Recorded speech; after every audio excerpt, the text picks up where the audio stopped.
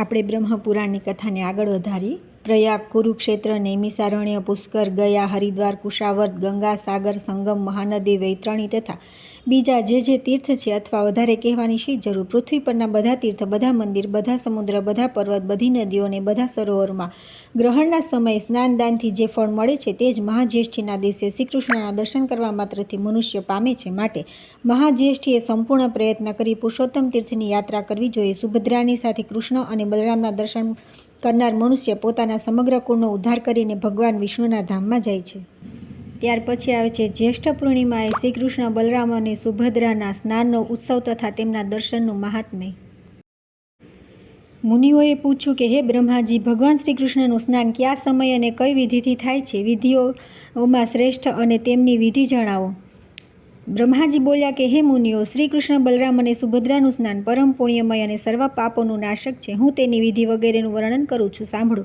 જ્યેષ્ઠ માસમાં પૂર્ણિમાએ જ્યેષ્ઠ નક્ષત્ર આવે છે ત્યારે ત્યાં હંમેશા શ્રીહરિનું સ્નાન થાય છે. ત્યાં સર્વ તીર્થમય કૂપ છે જે અત્યંત નિર્મળ અને પવિત્ર માનવામાં આવ્યો છે. કહેલી પૂર્ણિમાએ તેમાં ભગવતી ગંગા પ્રત્યક્ષ રૂપે પ્રગટ થાય છે. તેથી જ્યેષ્ઠ પૂર્ણિમાએ સોનાના કળશોથી શ્રીકૃષ્ણ, બલરામ અને સુભદ્રાના સ્નાન માટે તે કૂવામાંથી જળ લેવામાં આવે છે. તેના માટે એક સુંદર મંચ બનાવી તેને પતાકાઓ વગેરેથી અલંકૃત કરવામાં આવે છે. તે સુદૃઢ અને સુખપૂર્વક ચાલી શકાય તેવો હોય છે. વસ્ત્ર અને પુષ્પોથી તેને સજાવવામાં આવે છે. તે બહુ વિસ્તૃત હોય છે.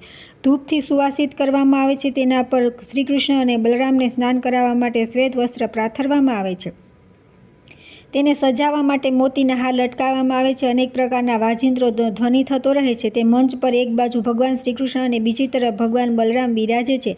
વચ્ચે સુભદ્રા દેવીને પધરાવીને જય જયકાર અને મંગલ ઘોષ સાથે સ્નાન કરાવવામાં આવે છે. તે સમયે બ્રાહ્મણ, ક્ષત્રિય, વૈશ્ય, શૂદ્ર અને અન્ય જાતિના લાખો સ્ત્રી પુરુષો ત્યાં એકત્રિત થાય છે. ગૃહસ્થ, સ્નાતક, સંન્યાસી, બ્રહ્મચારી બધા મંચ પર બિરાજમાન ભગવાન શ્રીકૃષ્ણ અને બલરામને સ્નાન કરાવે છે. પૂર્વોક્ત સઘળા તીર્થો પોતાના પુષ્પ મિશ્રિત જળમાં અલગ અલગ ભગવાનને સ્નાન કરાવે છે. પછી શંખ, ભેરી, મૃદંગ, ઝાંઝ અને ઘંટ વગેરે વાદ્યોના ઊંચા ધ્વનિની સાથે સ્ત્રીઓના મંગલ ગીત, સ્તુતિઓ, જય જયકાર, વીણા તથા વેણુ વગેરેનો નાદ સમુદ્રની ગર્જના જેવો લાગે છે. તે સમયે મુનિઓ વેદપાઠ અને મંત્રોચ્ચાર કરે છે. સમાગાનની સાથે સાથે જાત જાતની સ્તુતિઓના પુણ્યમય શબ્દ થતા રહે છે. યતિ, સ્નાતક, ગૃહસ્થ અને બ્રહ્મચારી સ્નાનના સમયે બહુ પ્રસન્નતા સાથે ભગવાનની સ્તુતિ કરે છે.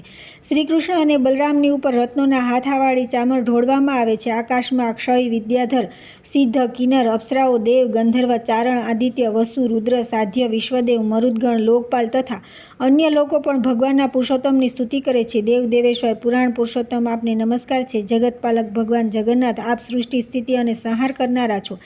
જે ત્રિભુવનને ધારણ કરનારા બ્રાહ્મણ ભક્ત, મોક્ષના કારણભૂત અને સમસ્ત ઈચ્છાઓને પૂરી કરનારા છે, તે ભગવાનને અમે પ્રણામ કરીએ છીએ. આ પ્રમાણે અંતરિક્ષમાં ઊભા રહેલા દેવતાઓ શ્રીકૃષ્ણ, મહાબલી, બલરામ તથા સુભદ્રાની સ્તુતિ કરે છે. ગંધર્વો ગાય છે, અપ્સરાઓ નૃત્ય કરે છે, દેવતાઓ વાજિંત્રનો વગાડે છે અને શીતળ વાયુ વાહી રહ્યો છે.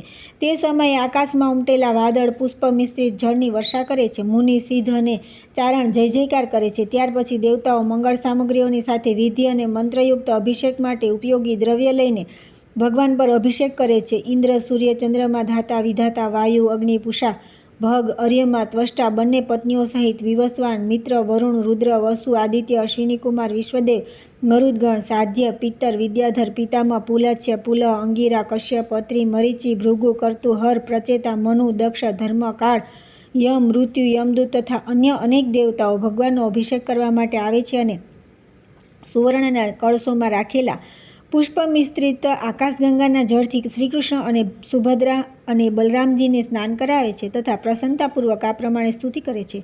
સમગ્ર લોકનું પાલન કરનાર જગન્નાથ, આપનો જય હો, જય હો. આપ ભક્તોના રક્ષક તથા શરણાગત વત્સલ છો. સઘળા ભૂતોમાં વ્યાપક છે. હે આદિદેવ, આપનો જય હો. નાનાત્વના કારણભૂત વસુદેવ, આપ અસુરોના સંહારક, દિવ્ય મત્સ્યરૂપ ધારણ કરનારા, સમસ્ત દેવતાઓમાં શ્રેષ્ઠ તથા સમુદ્રમાં શયન કરનારા છો. હે યોગીવર, આપનો જય હો, જય હો. સૂર્ય આપના નેત્ર છે તથા આપ દેવતાઓના રાજા છો. વેદોમાં આપને સર્વશ્રેષ્ઠ જણાવવામાં આવ્યા છે. આપે કશ્યપ અવતાર ધારણ કર્યો છે. આપ શ્રેષ્ઠ યજ્ઞ સ્વરૂપ છો. આપની નાભીમાંથી કમળ ઉત્પન્ન થયું હતું, તેથી આપનું નામ પદ્મનાભ છે. આપ પર્વતો પર બિરાજમાન તથા યોગશાયી છો. આપનો જય હો, જય હો. મહાન વેગ ધારણ કરનારા, હે વિશ્વમૂર્તિ, ચક્રધર, ભૂતનાથ, ધરણીધર, કોશયિત, આપનો જય હો જય હો. હે પીતાંબરધારી ચંદ્રમા જેવા કાંતિમાન યોગમાં વાસ કરનાર અગ્નિમુખ અને ધર્મના આવાસસ્થાન, ગુણોના ભંડાર, લક્ષ્મીના નિવાસસ્થાન અને ગરુડના વાહન છો, આપનો જય હો. આપ આનંદ નિકેતન, ધર્મધ્વજ, પૃથ્વીના આશ્રયસ્થાન અને દુર્બોધ ચરિત્રવાળા છો. માત્ર યોગીઓ આપને જાણી શકે છે. આપ યજ્ઞોમાં નિવાસ કરનારા તથા વેદો થકી વેદ્ય છો, શાંતિ પ્રદાન કરનારા અને યોગીઓના ધ્યેય છો, આપનો જય હો જય હો. આપ જ સૌનું પાલન પોષણ કરો છો. જ્ઞાન આપનું સ્વરૂપ છે. આપ લક્ષ્મીનિધિ છો. ભાવભક્તિ વડે જ આપનું જ્ઞાન થવું સંભવ છે. મુક્તિ આપના હાથમાં છે. આપનું શરીર નિર્મળ છે. આપ સત્વગુણના અધિષ્ઠાન, સમસ્ત ગુણોથી સમૃદ્ધ, યજ્ઞ કરતા, નિર્ગુણ તથા મોક્ષ પ્રદાન કરનારા છો. ભૂમંડળને શરણ આપનારા પરમેશ્વર, આપનો જય હો જય હો. આપ દિવ્ય કાંતિથી સંપન્ન, સમસ્ત લોકોને શરણ આપનારા, ભગવતી લક્ષ્મીજીથી સંયુક્ત, કમળ નેત્ર જેવા નેત્રવાળા, સૃષ્ટિકારક, યોગયુક્ત, અળસીના ફૂલ જેવા શ્યામ અંગોવાળા, સમુદ્રની સુંદર અંદર શયન કરનારા, લક્ષ્મીરૂપી કમળના ભ્રમર તથા ભક્તોને આધીન રહેનારા, હે લોકકાંત, આપનો જય હો જય હો. આપ પરમ શાંત, પરમ સારભૂત, ચક્ર ધારણ કરનારા, સર્પોની સાથે રહેનારા, નીલ વસ્ત્રધારી, શાંતિકારક, મોક્ષદાયક તથા સર્વ પાપોને દૂર કરનારા છો, આપનો જય હો જય હો. બલરામજીના અનુજ જગદીશ્વર શ્રી કૃષ્ણ, આપનો જય હો. પદ્મપાત્ર જેવા નેત્રવાળા તથા ઈચ્છિત ફળ આપનારા પ્રભુ, આપનો જય હો. ચક્ર અને ગદા ધારણ કરનારા નારાયણ, આપનું વક્ષસ્થળ વનમાળાથી આચ્છાદિત છે, આપનો જય હો. લક્ષ્મીકાંત વિષ્ણુ, આપને નમસ્કાર છે, આપનો જય હો.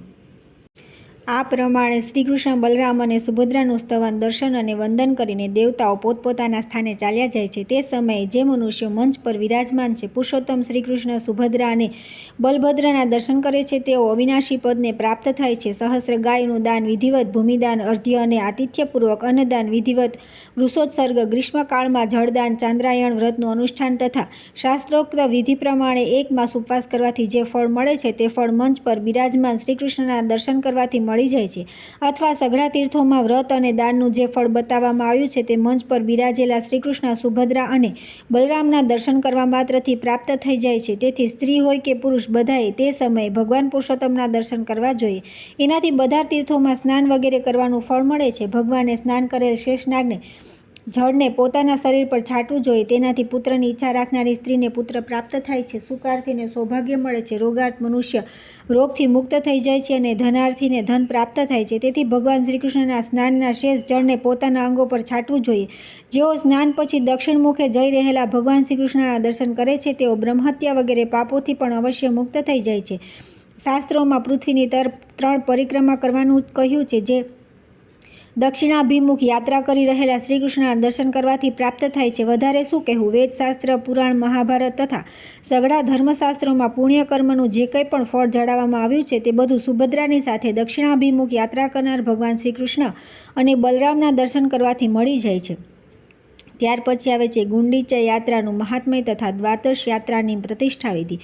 બ્રહ્માજી કહે છે કે હે મુનિઓ, ભગવાન શ્રી કૃષ્ણ, બલભદ્ર અને સુભદ્રા રથ પર બેસીને જ્યારે ગુંડીચા મંડપની યાત્રા કરે છે, તે સમયે જેમને તેમના દર્શન થાય છે તથા જેઓ 1 સપ્તાહ સુધી ઉક્ત મંડપમાં બિરાજમાન શ્રીકૃષ્ણ, બલરામ અને સુભદ્રાના દર્શન કરે છે, તેઓ વિષ્ણુલોકમાં જાય છે. મુનિઓએ પૂછ્યું કે હે જગતપતિ, આ યાત્રાનો આરંભ કોણે કર્યો તથા તેમાં સામેલ થનાર મનુષ્યોને શું ફળ મળે છે? બ્રહ્માજી બોલ્યા કે હે બ્રાહ્મણો, પૂર્વકાળમાં રાજા ઇન્દ્રદ્યુમ્ને ભગવાનને પ્રાર્થના કરી કે મારા સરોવરના તટ પર 1 સપ્તાહ માટે આપની યાત્રા થાય. શ્રી ભગવાને કહ્યું કે રાજન, તમારા સરોવરના તટ પર 7 દિવસ માટે મારી યાત્રા થશે. તે યાત્રા ગુંડીચા નામે વિખ્યાત અને સમસ્ત ઈચ્છિત ફળ આપનારી થશે. જેઓ ત્યાં મંડપમાં સ્થિત થઈ મારી બલરામજી અને સુભદ્રાની એકાગ્રચિત્તે શ્રદ્ધાપૂર્વક પૂજા કરશે તથા જે બ્રાહ્મણો, ક્ષત્રિયો, વૈશ્યો, સ્ત્રીઓ અને શૂદ્રો પુષ્પ, ગંધ અને દીપ વગેરેથી વિધિવત ઉપહારો, નમસ્કાર, પરિક્રમા, જય જયકાર, સ્તોત્ર, ગીત તથા મનોહર વાદ્યો દ્વારા આરાધના કરશે, તેમનો મારી કૃપાથી કોઈ પણ મનોરથ દુર્લભ રહેશે નહીં. આ પ્રમાણે કહીને ભગવાન ત્યાં જ અંતર્ધ્યાન થઈ ગયા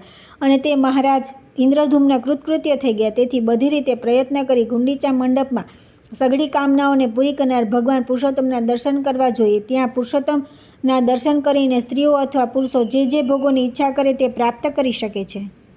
મુનિઓએ પૂછ્યું કે હે ભગવાન, ગુંડીચાની એક યાત્રાનું અલગ અલગ શું ફળ છે? તે કરવાથી નર અથવા નારીએ કયું ફળ મળે છે? બ્રહ્માજી બોલ્યા કે હે બ્રાહ્મણો, સાંભળો, હું દરેક યાત્રાનું ફળ જણાવું છું. ગુંડીચામાં પ્રબોધિની એકાદશીના દિવસે, ફાગણની પૂર્ણિમાએ તથા વિષુવયોગમાં વિધિપૂર્વક યાત્રા કરીને શ્રીકૃષ્ણ, બલરામ અને સુભદ્રાના દર્શન કરવાથી મનુષ્ય વૈકુંઠમાં ધામમાં જાય છે. ક્ષેત્રોમાં શ્રેષ્ઠ પુરુષોત્તમ તીર્થ બહુ પવિત્ર, રમણીય, ભોગ અને મોક્ષ દેનારું તથા પ્રાણી માત્રને સુખ આપનારું છે. જે જીતેન્દ્રિય સ્ત્રી કે પુરુષ જ્યેષ્ઠ માસમાં ત્યાં શાસ્ત્રોક્ત વિધિ પ્રમાણે 12 યાત્રાઓ કરીને એકાગ્રચિત્તે તેમની પ્રતિષ્ઠા કરે છે અને તે સમયે ધન ખર્ચવામાં કંજૂસાઈ કરતા નથી, તે વિવિધ પ્રકારના ભોગોનો ઉપભોગ કરીને અંતે મોક્ષના પદને પ્રાપ્ત થાય છે. મુનિઓએ કહ્યું કે હે દેવ, હે જગતપતિ, અમે આપના મુખે દ્વાદશ યાત્રાની પ્રતિષ્ઠાની વિધિ, પૂજન, દાન અને ફળ સાંભળવા ઈચ્છીએ છીએ. બ્રહ્માજી બોલ્યા કે હે બ્રાહ્મણો, જ્યારે 12 યાત્રાઓ પૂરી થઈ જાય ત્યારે વિધિપૂર્વક તેમની પ્રતિષ્ઠા કરવી. જ્યેષ્ઠ માસના શુક્લ પક્ષમાં એકાદશીના દિવસે એકાગ્રચિત્તે કોઈ પવિત્ર જળાશય પર જઈને આચમન કરવું અને ઇન્દ્ર સંયમપૂર્વક પવિત્ર ભાવથી બધા તીર્થોનું આહ્વાન કરી ભગવાન નારાયણનું ધ્યાન કરતા રહીને વિધિવત સ્નાન કરવું. ઋષિઓએ સ્નાન કર્મમાં જેના માટે જે વિધિને નિર્દેશ કર્યો છે તેણે તે જ વિધિથી સ્નાન કરવું. સ્નાન પછી નામ, ગોત્ર અને વિધિના જ્ઞાતા પુરુષે શાસ્ત્રોક્ત વિધિથી દેવતાઓ, ઋષિઓ, પિતરો તથા અન્ય જીવોનું તર્પણ કરવું. પછી પાણીમાંથી બહાર આવીને 2 સ્વચ્છ વસ્ત્રો પહેરીને આચમન કરી 108 ગાયત્રીના મંત્રના જપ કરવા. ગાયત્રી બધા વેદોની માતા, સમસ્ત પાપોને દૂર કરનારી તથા પરમ પવિત્ર છે. એ સિવાય અન્ય સૂર્ય સંબંધી મંત્રોના પણ શ્રદ્ધાપૂર્વક જપ કરવા. ત્યાર પછી 3 વાર પરિક્રમા કરીને સૂર્યદેવને પ્રણામ કરવા. બ્રાહ્મણ, ક્ષત્રિય અને વૈશ્ય આ 3 વર્ણના સ્નાન અને જપ વૈદિક વિધિ અનુસાર જણાવવામાં આવ્યા છે, પરંતુ સ્ત્રી અને શૂદ્રો માટે આમાં વૈદિક વિધિનો નિષેધ છે. ત્યારબાદ મૌન ભાવે ઘરમાં જઈ હાથ પગ ધોઈ વિધિવત આચમન કરી શ્રી પુરુષોત્તમની પૂજા કરવી. પહેલાં ભગવાને ઘીથી સ્નાન કરાવવું, પછી દૂધથી, પછી મધ, ગંધ અને જળથી, પછી તીર્થના ચંદન અને જળથી સ્નાન કરાવવું, પછી 2 ઉત્તમ વસ્ત્રો પહેરવા, પછી ચંદન, અગરુ, કપૂર અને કેસર ભગવાનના અંગોમાં લગાવવા, ફરી ભક્તિપૂર્વક કમળથી તથા વિષ્ણુ દેવતા સંબંધી મલ્લિકા વગેરે પુષ્પોથી શ્રી પુરુષોત્તમની પૂજા કરવી. ભોગ અને મોક્ષના દાતા જગદીશ્વર શ્રીહરિની આ પ્રમાણે પૂજા કરીને તેમની સામે અગરુ, ગુગળ તથા અન્ય સુગંધિત પદાર્થોનો ધૂપ કરવો. પોતાની શક્તિ અનુસાર ઘીનો દીવો પ્રગટાવીને રાખવો. ઘી અથવા તલના તેલથી બીજા 12 દીવા પ્રગટાવીને મૂકવા. નૈવેદ્યમાં ખીર, માલપુઆ, પૂરી, વડા, લાપસી, લાડુ, ખીર, સાકર અને ફળ વગેરે અર્પણ કરવા. આ પ્રમાણે પંચોપચારથી શ્રી પુરુષોત્તમનું પૂજન કરીને ઓમ નમો ભગવતે વાસુદેવાય, ઓમ પુરુષોત્તમાય આ મંત્રના 108 જપ કરવા. ત્યાર પછી ભક્તિપૂર્વક ભગવાન પુરુષોત્તમની આ પ્રમાણે પ્રાર્થના કરવી. ભક્તોને અભય આપનારા સર્વલોકેશ્વર પુરુષોત્તમ, આપને નમસ્કાર છે. હું આ સંસાર સાગરમાં ડૂબેલો છું, મારો ઉદ્ધાર કરો. હે જગતપતિ ગોવિંદ, આપના દર્શન માટે મેં જે 12 યાત્રાઓ કરી છે તે બધી આપની કૃપાથી મારા માટે પરિપૂર્ણ થાવ. આ પ્રમાણે ભગવાનને પ્રસન્ન કરીને સાષ્ટાંગ દંડવત કરવા. પછી પુષ્પ, વસ્ત્ર અને ચંદન વગેરેથી ભક્તિપૂર્વક ગુરુની પૂજા કરવી, કેમ કે ગુરુ અને ભગવાનમાં કોઈ અંતર નથી. ત્યાર પછી વિધિ પ્રકારના પુષ્પોથી ભગવાનની ઉપર પુષ્પનો એક મંડપ બનાવો. પછી શ્રદ્ધા અને એકાગ્રતાપૂર્વક રાત્રે જાગરણ કરવું. ભગવાન વાસુદેવની કથા અને ભજનની વ્યવસ્થા રાખવી. આ પ્રમાણે વિદ્વાન પુરુષે ધ્યાન, પાઠ અને સ્તુતિ કરી રાત્રિ પસાર કરવી. પછી પ્રાતઃકાળ થતાં દ્વાદશીએ 12 બ્રાહ્મણોને નિમંત્રિત કરવા. તે બ્રાહ્મણો સ્નાતક, વેદોના પારંગત, ઇતિહાસ પુરાણના જ્ઞાતા, શ્રોત્રિય અને જીતેન્દ્રિય હોવા જોઈએ. ત્યાર પછી સ્વયં પણ વિધિપૂર્વક સ્નાન કરી સ્વચ્છ વસ્ત્ર પહેરીને ભગવાનને સ્નાન કરાવી પછી તેમની પૂજા કરવી. ભગવાનની પૂજા પછી બ્રાહ્મણોની પણ પૂજા કરવી. તેમની 12 ગાયો દાનમાં આપવી. શ્રદ્ધા અને ભક્તિપૂર્વક સુવર્ણ છત્રી, પગરખા, ધન તથા વસ્ત્ર વગેરે સમર્પિત કરવા. સદ્ભાવનાપૂર્વક થયેલી પૂજાથી ભગવાન ગોવિંદ સંતુષ્ટ થાય છે. આચાર્યને પણ ભક્તિપૂર્વક ગાય, વસ્ત્ર, સુવર્ણ છત્રી, પગરખા અને કાંસાની દોણી અર્પણ કરવી. ત્યાર પછી બ્રાહ્મણોને ખીર, પકવાન, ગોળ અને ઘીમાં બનેલા પદાર્થોનું ભોજન કરાવવું. ત્યારે તેઓ ભોજન કરીને તૃપ્ત થઈ જાય ત્યારે તેમના માટે જળથી ભરેલ 12 ઘડાનું દાન આપવું. તે ઘડાની સાથે લાડુ અને યથાશક્તિ દક્ષિણા પણ હોવી જોઈએ. આચાર્યને પણ કળશ અને દક્ષિણા આપવી. આ પ્રમાણે બ્રાહ્મણોની પૂજા કરી વિષ્ણુતુલ્ય જ્ઞાનદાતા ગુરુની પણ પૂર્ણ ભક્તિ સાથે પૂજા કરવી. પૂજન પછી નમસ્કાર કરીને આ મંત્ર બોલવા. શંખ, ચક્ર અને ગદા ધારણ કરનારા સર્વવ્યાપી જગન્નાથ તથા આદિ અંતથી રહિત ભગવાન પુરુષોત્તમ, મારા પર પ્રસન્ન થાઓ. આમ કહીને બ્રાહ્મણોની 3 વાર પ્રદક્ષિણા કરવી. ત્યાર પછી મસ્તક નમાવી આચાર્યને ભક્તિપૂર્વક પ્રણામ કરવા. પ્રણામ પછી તેમને વિદાય કરવા. પછી બીજા બ્રાહ્મણોને પણ ગામની સીમા સુધી પહોંચાડી દેવા. અંતમાં બધાને નમસ્કાર કરી પાછા આવવું. પછી સ્વજનો, બાંધવો, અન્ય ઉપાસકો, ગરીબ, ભિખારી અને ભોજન ઈચ્છનારા અન્ય લોકોને પણ ભોજન કરાવી સ્વયં મૌનપૂર્વક ભોજન કરવું. આમ કરવાથી બધા સ્ત્રી પુરુષ 1000 અશ્વમેઘ અને 100 રાજસૂય યજ્ઞનું ફળ પ્રાપ્ત કરે છે અને બુદ્ધિમાન પુરુષો સૂર્ય જેવા તેજસ્વી અને ઈચ્છાનુસાર ચાલનારા વિમાન દ્વારા ભગવાન વિષ્ણુના લોકમાં જાય છે. ત્યાર પછી આવે છે તીર્થોના ભેદ. વામને બલિ પાસેથી ભૂમિદાન લેવું તથા ગંગાજીનું મહેશ્વરની જટામાં ગમન. બ્રહ્માજી કહે છે કે હે દ્વિજવરો, બધા તીર્થો અને ક્ષેત્રોમાં જે જપ, હોમ, વ્રત અને તપસ્યા તથા દાનના ફળ પ્રાપ્ત થાય છે તેમાંથી કોઈ એવું દેખાતું નથી જે પુરુષોત્તમ ક્ષેત્રમાં રહેવાના ફળની બરાબર કરી શકે. હવે વારંવાર કહેવાની શી જરૂર? તે પુરુષોત્તમ ક્ષેત્ર સૌથી મહાન છે. આ વાત સત્ય છે, સત્ય છે, સત્ય છે. સમુદ્રના જળથી ઘેરાયેલા પુરુષોત્તમ તીર્થમાં એકવાર પણ સ્નાન કરી દર્શન કરી લેવાથી તથા બ્રહ્મ વિદ્યાનો એકવાર બોધ થઈ ગયા પછી મનુષ્યનો પુનર્જન્મ થતો નથી. જ્યાં ભગવાન વિષ્ણુનું સાનિધ્ય છે તે ઉત્તમ પુરુષોત્તમ ક્ષેત્રમાં 1 વર્ષ અથવા 1 માસ સુધી ભગવાનની ઉપાસના કરવી. આમ કરનાર પુરુષે જપ, હોમ અને ભારત તપસ્યા કરી લીધી છે.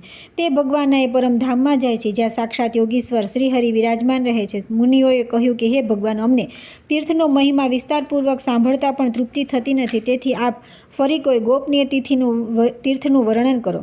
બ્રહ્માજી બોલ્યા કે હે શ્રેષ્ઠ બ્રાહ્મણો, પૂર્વકાળમાં દેવર્ષિ નારદે મને આ જ પ્રશ્ન પૂછ્યો હતો. તે સમયે મેં પ્રયત્નપૂર્વક જે કંઈ તમને કહ્યું છે તે જ તમને પણ કહું છું. નારદજીએ પૂછ્યું કે હે જગતપતિ, સ્વર્ગલોક, મૃત્યુલોક અને રસાતળમાં કુલ કેટલા તીર્થ છે તથા બધા તીર્થોમાં સૌથી શ્રેષ્ઠ કયું તીર્થ છે? બ્રહ્માજી બોલ્યા કે હે દેવર્ષિ, સ્વર્ગલોક, મૃત્યુલોક અને રસાતલમાં 4 પ્રકારના તીર્થો છે. દેવ, આસુર, આર્ષ અને માનુષ. આ ત્રણેય લોકમાં વિખ્યાત છે. જંબુદ્વીપમાં ભારતવર્ષ તીર્થભૂમિ છે. તે ત્રણેય લોકમાં વિખ્યાત છે. તે કર્મભૂમિ છે, તેથી તેને તીર્થ કહે છે. પહેલાં મેં તમને જે બતાવ્યા હતા તે બધા તીર્થ ભારતવર્ષમાં જ છે.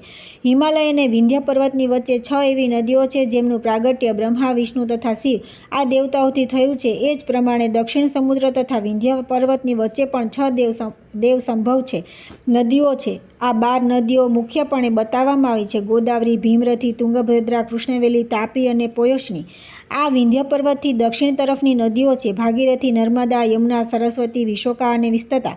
આ વિંધ્યાચલ અને હિમાલય પર્વત સાથે સંબંધ રાખનારી નદીઓ છે. આ પુણ્યમય નદીઓને દેવતીર્થ જણાવાયા છે: ગઈ, કોલાસુર, વૃત્ત, ત્રિપુર, અંધક, હર્યધુમા, લવણ, નમુચી, શૃંગક, યમ, પાતાલકેતુ, મય તથા પુષ્કર. આમના દ્વારા આવૃત તીર્થ આસુર કહેવાય છે. પ્રભાસ, ભાર્ગવ, અગસ્ત્ય, નર, નારાયણ, વશિષ્ઠ, ભરદ્વાજ, ગૌતમ અને કશ્યપ આ ઋષિમુનિઓ દ્વારા સેવિત તીર્થો ઋષિતીર્થ છે. અંબરીશ, હરિશ્ચંદ્ર, માંધાતા, મનુ, કુર, કનખલ, ભદ્રાશ, સગર, અશ્યયુપા, નચિકેત્રા, વૃષાકપી તથા અરિંદમ વગેરે માનવો દ્વારા નિર્મિત તીર્થો માનુષ કહેવાય છે. આ બધા યશ તથા ફળની સિદ્ધિને માટે નિર્મિત થયા છે. ત્રણેય લોકમાં ક્યાંય પણ જે સ્વતઃ પ્રગટ થયેલા દેવતીર્થ છે તેમણે પુણ્યતીર્થ કહ્યા છે. આ પ્રમાણે મેં તીર્થભેદ કહ્યા છે. મહાદૈત્ય રાજા બલિ દેવતાઓના અજય શત્રુ થયા. તેમણે ધર્મ, યશ, પ્રજાપાલન, ગુરુભક્તિ, સત્યભાષણ, બળ, પરાક્રમ, ત્યાગ અને ક્ષમા દ્વારા એવું સન્માન પ્રાપ્ત કર્યું જેની ત્રણેય લોકમાં ક્યાંય ઉપમા નથી. તેમની વધી રહેલી સમૃદ્ધિ જોઈને દેવતાઓને બહુ ચિંતા થઈ. તેઓ પરસ્પર વિચાર કરવા લાગ્યા કે આપણે બલિને કઈ રીતે જીતી શકીએ. રાજા બલિના શાસનકાળમાં ત્રણેય લોક નિષ્કંટક છે. ક્યાંય આધિ, વ્યાધિ કે શત્રુઓનો ભય ન હતો. અનાવૃષ્ટિ અને અધર્મનું તો નામ પણ નહોતું. સ્વપ્નમાં પણ કોઈને દુષ્ટ પુરુષના દર્શન થતા ન હતા. દેવતાઓને બલિની ઉન્નતિ બાણની જેમ ખૂંચતી હતી. બલિની કીર્તિરૂપી તલવારથી તેઓ છિન્ન ભિન્ન થઈ જતા હતા તથા તેમના શાસનની શક્તિથી દેવતાઓના બધા અંગ જાણે છેદાઈ રહ્યા હતા. તેથી તેમણે કદી શાંતિ મળતી ન હતી. દેવતાઓ તેમને દ્વેષ કરવા લાગ્યા. તેમને યશરૂપી અગ્નિથી બાળવા લાગ્યા. માટે તેઓ વ્યાકુળ થઈને ભગવાન વિષ્ણુના શરણમાં ગયા. દેવતા બોલ્યા કે શંખ, ચક્ર અને ગદા ધારણ કરનાર જગન્નાથ, અમે દુઃખી છીએ. અમારી સત્તા છીનવાઈ ગઈ છે. આપ અમારી રક્ષા જ અસ્ત્ર શસ્ત્ર ધારણ કરો. આપ જેવા સ્વામી હોવા છતાં અમારા પર આવું દુઃખ આવી પડ્યું છે. અમારી જે વાણી આપને પ્રણામ કરતી હતી તે એક દૈત્યને કઈ રીતે નમસ્કાર કરશે? હે સુરેશ્વર, આપના ઐશ્વર્યથી પુષ્ટ થઈ પોતાના પરાક્રમથી ત્રણેય લોકને જીતીને અમે સ્થિર થઈશું. દૈત્યને નમસ્કાર કઈ રીતે કરીએ? દેવતાઓના વચન સાંભળીને દૈત્યાઓનો સંહાર કરનાર ભગવાને દેવકાર્યની સિદ્ધિ માટે આ પ્રમાણે કહ્યું. ભગવાન બોલ્યા કે હે દેવતાઓ, બલિ મારો ભક્ત છે. તેને દેવતા કે અસુર કોઈ મારી શકતા નથી. જેમ તમે સૌ જે રીતે મારા દ્વાર પાલન પોષણને યોગ્ય છો તેમ બલિ પણ છે. હું યુદ્ધ વિના જ તેનું રાજ્ય છીનવી લઈશ અને બલિને બાંધીને તમારું રાજ્ય તમને પાછું આપી દઈશ. બ્રહ્માજી કહે છે કે બહુ સારું કહી દેવતાઓ સ્વર્ગમાં ચાલ્યા ગયા. આ બાજુ દેવતાઓના સ્વામી ભગવાન વિષ્ણુએ અદિતિના ગર્ભમાં પ્રવેશ કર્યો. તેમના જન્મ સમયે અનેક પ્રકારના ઉત્સવ થયા. યજ્ઞેશ્વર યજ્ઞપુરુષ સ્વયં વામન રૂપે અવતરણે થયા. તે સમયે બળવાનોમાં શ્રેષ્ઠ બલિ અશ્વમેઘ યજ્ઞની દીક્ષા લીધી. મુખ્ય ઋષિ તથા વેદાંગના જ્ઞાતા પુરોહિત શુક્રાચાર્ય તે યજ્ઞનો આરંભ કરાવ્યો. શુક્ર સ્વયં યજ્ઞના આચાર્ય હતા. તે યજ્ઞમાં વિષ્યનો ભાગ લેવા માટે જ્યારે બધા દેવતા ત્યાં આવ્યા, દાન આપો, ભોજન કરો, સૌનો સત્કાર કરો, પૂર્ણ થઈ ગયો વગેરે શબ્દ મંડપમાં ગુંજવા લાગ્યા. તે સમયે વિચિત્ર કુંડળ ધારણ કરીને સમગાન કરતાં કરતાં વામનજી ધીરે ધીરે યજ્ઞશાળામાં આવ્યા. આવીને એ યજ્ઞની પ્રશંસા કરવા લાગ્યા. શુક્રાચાર્ય તેમને જોતાં જ સમજી ગયા કે આ બ્રાહ્મણ રૂપધારી વામન દેવતા વાસ્તવમાં દૈત્યનો વિનાશક, યજ્ઞ અને તપસ્યાનું ફળ આપનારા તથા રાક્ષસકુળનો સંહાર કરનારા સાક્ષાત વિષ્ણુ છે. બળવાનોમાં શ્રેષ્ઠ મહાતેજસ્વી રાજા બલિ ક્ષત્રિય ધર્મ પ્રમાણે વિજયી થઈને ભક્તિપૂર્વક ધનનું દાન કરતા રહીને પોતાની પત્નીની સાથે યજ્ઞની દીક્ષા લઈને બેઠા અને હવિષ્યનું હવન કરતા રહીને યજ્ઞપુરુષનું ધ્યાન કરી રહ્યા હતા. શુક્રાચાર્યજીએ વામનજીને ઓળખીને તરત જ રાજા બલિનું કહ્યું કે રાજન, આ જે વામન શરીરના બ્રાહ્મણ તમારા યજ્ઞમાં આવ્યા છે તે વાસ્તવમાં બ્રાહ્મણ નથી, યજ્ઞવાહન યજ્ઞેશ્વર વિષ્ણુ છે. પ્રભુ એમાં લગીરે સંદેહ નથી કે દેવતાઓનું હિત કરવા માટે એ બાળરૂપ ધારણ કરીને તમારી પાસે કંઈક યાચના કરવા આવ્યા છે. તેથી મારી સલાહ લઈને પછી જ તમે તેમને દાન આપવું જોઈએ. આ સાંભળીને શત્રુવિજયી બલિએ પોતાના પુરોહિત શુક્રાચાર્યને કહ્યું, હું ધન્ય છું જેના ઘરે સાક્ષાત યજ્ઞેશ્વર મૂર્તિમાન થઈને પધારીને કંઈક યાચના કરે છે. હવે આમાં સલાહ લેવાની કઈ વાત છે? આમ કહી પત્ની અને પુરોહિત શુક્રાચાર્યની સાથે રાજા બલિ તે સ્થાન પર આવ્યા જ્યાં અદિતિ નંદન વામનજી બિરાજમાન હતા. રાજાએ હાથ જોડીને પૂછ્યું કે ભગવાન, જણાવો આપને શું જોઈએ છે? ત્યારે વામનજીએ કહ્યું કે મહારાજ, માત્ર 3 ડગલા ભૂમિ આપી દો, એ સિવાય કોઈ ધનની મારે જરૂર નથી. બહુ સારું કહી રાજા બલિએ રત્નજડિત કળશમાંથી જળ લીધું અને વામનજીને ભૂમિ સંકલ્પ કરીને આપી દીધી. બધા મહર્ષિ અને શુક્રાચાર્ય ચૂપચાપ જોઈ રહ્યા. વામનજીએ ધીરેથી કહ્યું, રાજન, સ્વસ્તિ, તમે સુખી રહો, મને મારી માપેલી 3 ડગલા ભૂમિ આપી દો. બલિએ તથાસ્તુ કહીને જેવી વામનજી તરફ દ્રષ્ટિ કરી એવા તે વિરાટ થઈ ગયા. ચંદ્રમા અને સૂર્ય તેમની છાતી પાસે આવી ગયા. તેમને આ રૂપમાં જોઈને સ્ત્રી સહિત દૈત્યરાજ બલિએ વિનયપૂર્વક કહ્યું, જગન્મય વિષ્ણુ, આ પોતાની શક્તિ મુજબ ડગલા ભરો. વિષ્ણુ દૈત્યરાજ, જુઓ, હું ડગલા ભરું છું. બલિએ કહ્યું કે ભરો, અવશ્ય ભરો. ત્યારે ભગવાને પૃથ્વીની નીચે સ્થિત કશ્યપની પીઠ પર પગ મૂકીને કહ્યું કે પહેલું ડગ બલિના યજ્ઞમાં મૂક્યું, પરંતુ તેમનું બીજું ડગ બ્રહ્મલોકમાં જઈને પૂછ્યું. તે સમયે તેમણે બલિને કહ્યું, દૈત્યરાજ, મારું ત્રીજું ડગ મૂકવા માટે તો સ્થાન નથી. ક્યાં મૂકું? સ્થાન આપો. આગળની કથા આપણે આવતીકાલે કરીશું.